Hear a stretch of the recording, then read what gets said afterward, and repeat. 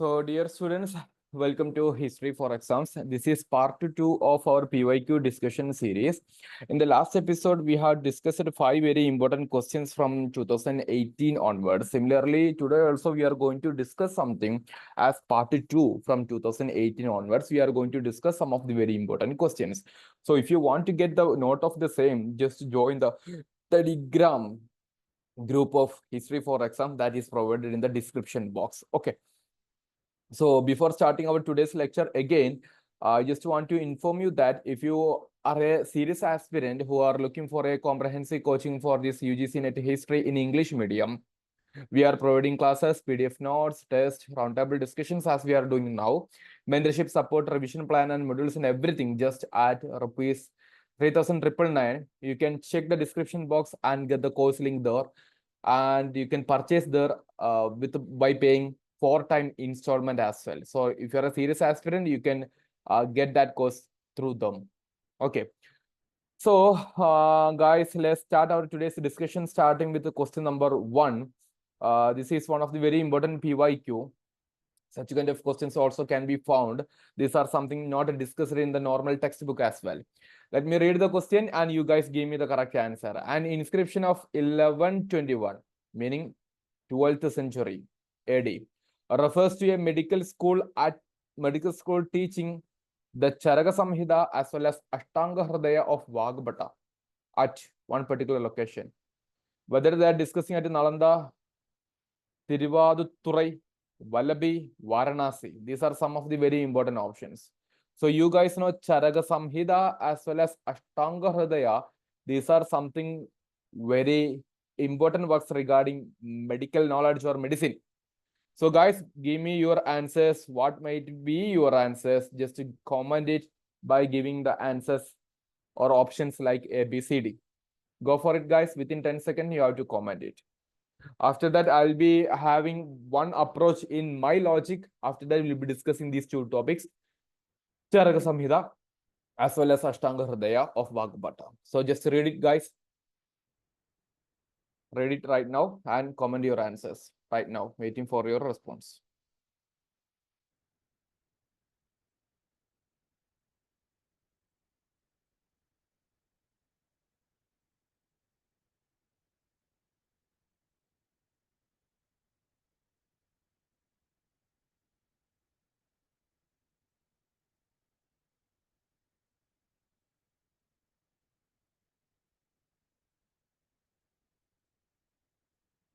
The answer for this particular question goes to option B, Tiruvadutturai. So you guys can have such kind of logic that Charaka Samhita as well as Ashtanga Hridaya of Vagbata are discussed as a North Indian produced textbook or contribution of the scholars.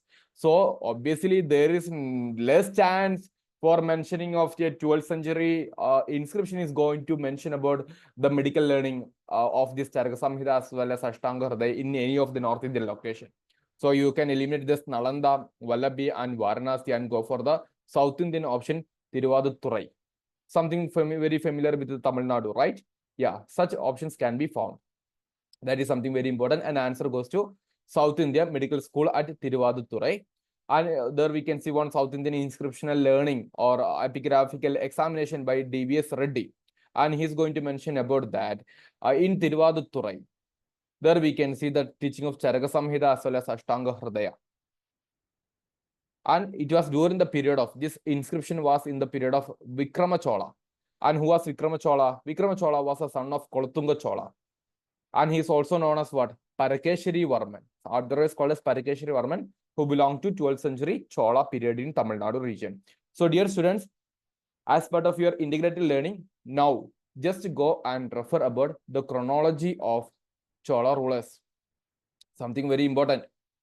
Chronology of Chola rulers are something very important for your examination. So don't miss out this particular information.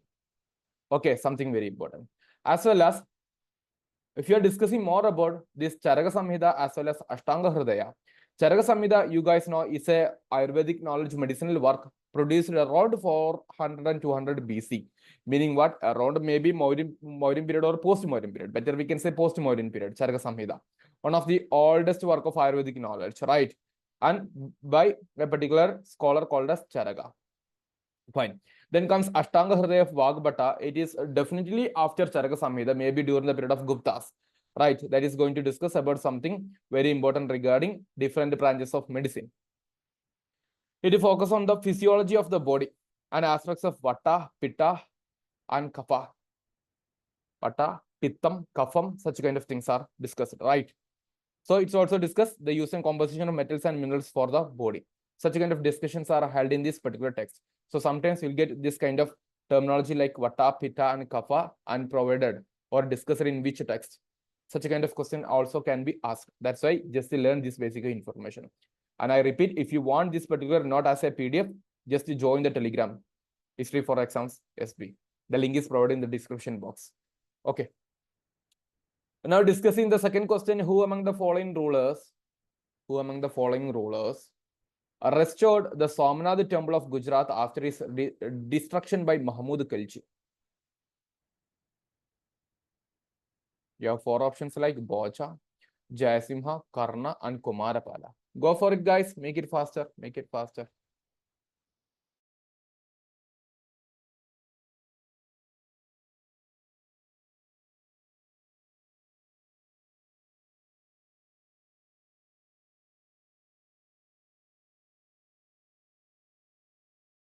Yeah, guys, make sure that you are attending each and every questions. That is something very important part of our discussion. So we have four options like Bhoja, Jayasimha, Karna, and Kumarapala. What will be the correct answer? Make your answers very fastly, guys.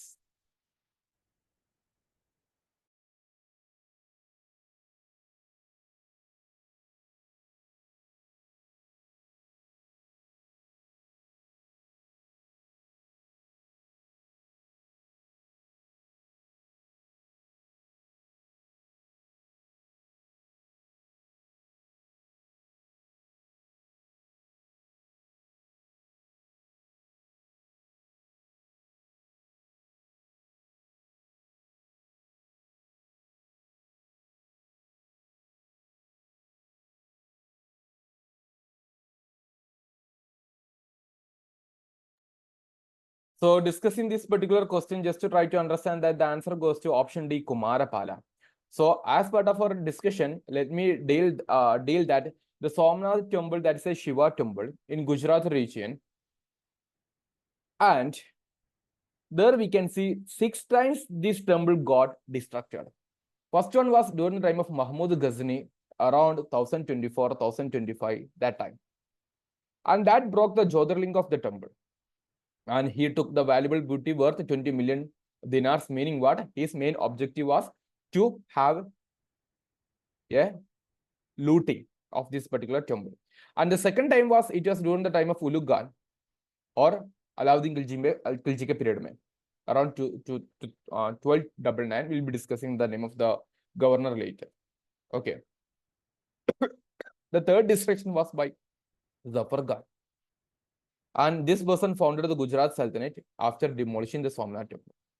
1451 mein Mahmud Bagada destroyed it. Fifth one was by Portuguese and sixth by during the time of Aurangzeb. So guys, just to try to learn this much of information. So you can use this material for learning such kind of very important information. As well as while we are discussing about something very important regarding the temple reconstruction. This is temple destruction. We can see the temple reconstruction. The temple had destroyed many times and reconstructed many times. And the fifth reconstruction was done by Kumarapala around 1150. Okay, that is something very important information. And as we mentioned in 1297, Alaf Khan, the general of Khilji, meaning Alauddin Khilji, a general Alaf Khan is destroyed. During that period, it was reconstructed by Chudasama ruler Mahipal Deva. So also learn this information. Next time you can expect another question. During the time of Alauddin Khilji, the Somnath temple was destroyed. Which ruler reconstructed this one? Answer is Mahipal Deva. So such information is something very important for such a learning. Okay, something very important, guys. Don't miss out. Going to another question. Abhinava Gupta was a famous acharya of the following. Which of the following schools? We have options like Pradhaya Bijna, Pasupada, Lingayata, Kapalika. You have 4 options. So which sect he belongs to and which school he belongs to, just to try to understand. That's the question asked.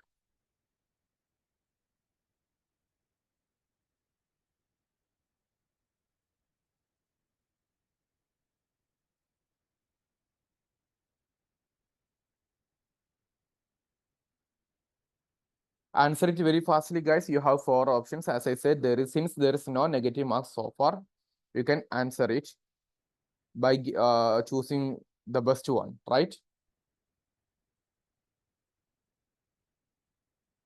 Abhinav Gupta is a scholar, definitely. That's why he's having this title Acharya as well as one particular score.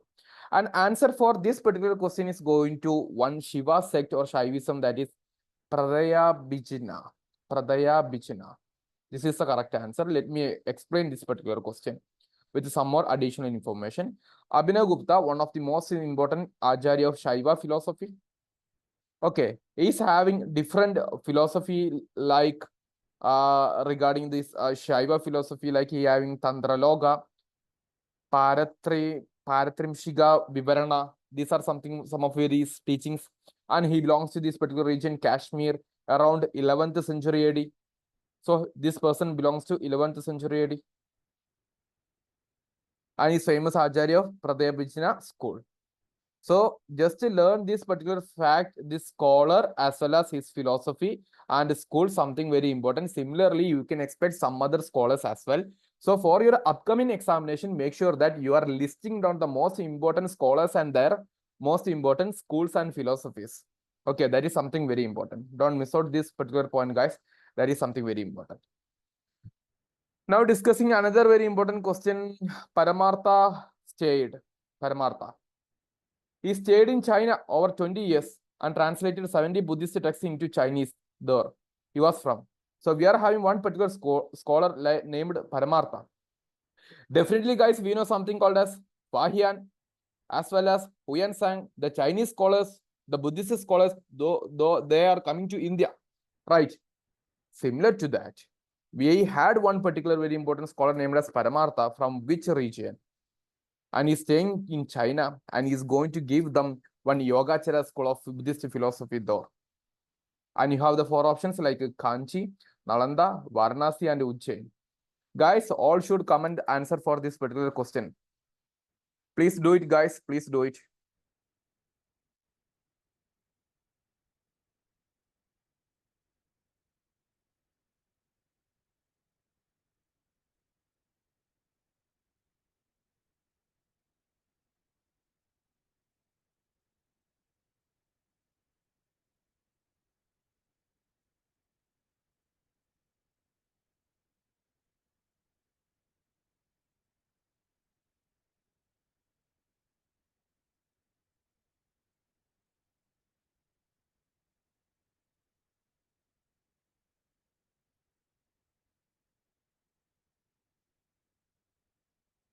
So answer for this particular question goes to Ujjain.